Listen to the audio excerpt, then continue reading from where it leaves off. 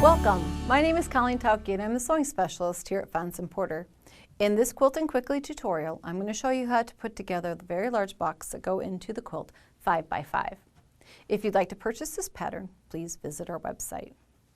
We are going to be using 2.5-inch strips for the entire blocks within this quilt and a few additional pieces. So you can see here we're using some very modern fabrics as our dark prints, and we're going to create 5 plus marks that go in each of our blocks. But we've got a variety of other background fabrics in kind of taupes and tans, kind of neutral. The ones behind me you see are a little bit brighter. I went to some lighter ones so you can see a little bit better definition in this video.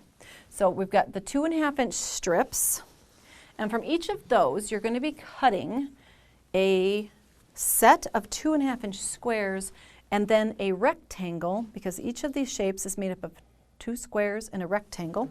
So you're going to go down through those prints and you're going to cut 2 of the squares for each of the rectangles. So work your way down through those and then follow the instructions for the size of the 2.5-inch strips here are squares on the inside, but then you need some rectangles and then other pieces later. So go down through, maybe get a set of sticky dots to label the different alphabet letters for the different sizes, so you can keep those straight as you're creating this block. Now, in order to arrange the pieces in this part, in the center part of our block, you're going to create rows like this. And this is going to be a mirror image of the block beside, or the block to the side. So here's where you're going to have to, you probably want to work one block at a time so you can keep everything organized. Here we're putting together, going to put 2 blocks side by side. So the rectangles spaced apart with a small one. Here's where your matching fabric comes in. You're going to create this next row that has your matching fabric again there, so you complete that design, and here. But you're going to be creating this inside piece too. So it's basically just adding squares together, simple 1/4-inch seaming, press as you go, follow the diagram. Then you see here we start with another color, and those are going to be completed by rectangles here that match up, and the last row here. So maybe one thing you might want to do when you're cutting out your prints is group those 5 prints that you would like to use within a block together, so that those then can be easily laid out for your construction of the center portion of the block. Now when you get done with this part of the block, you're almost there, but there are 2 more rounds that go around that block and kind of help it float a little bit. You're only going to be constructing 9 of these blocks, like a giant 9 patch, but this is what you also need to construct. Out of your background fabrics, you're going to be putting together pieces that look like this.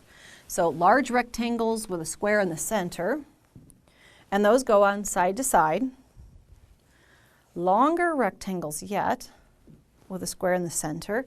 See why I said sticky dots might be a good idea, because these are very similar in size, but this one of course is longer so that it can make the square. Now the last round that we're going to put on this block looks like this. And instead of just having large rectangles and squares, we have some narrow pieces in here too. So those are created, I'll lay it down there at the bottom, and a strip set. A strip set that has 4 narrows, 1, 2, 3, 4, and 3 of the wider. And then you're going to create a variety of those so that they can be more scrambled up, not so planned. So once you get done creating strip sets like our pattern calls for, it's going to have you cut 2.5-inch wide units off of that.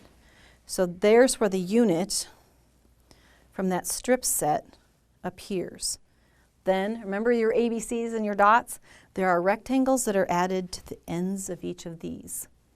And the reason why that's not part of the strip set is we want these to be varied so that they're a little bit more random. So attach those on. Those then will be the sides. One more time around, like I said. I'm going to add those, and we're going to add top and bottom, like this so that you get the wonderful arrangement of blocks that you see behind me.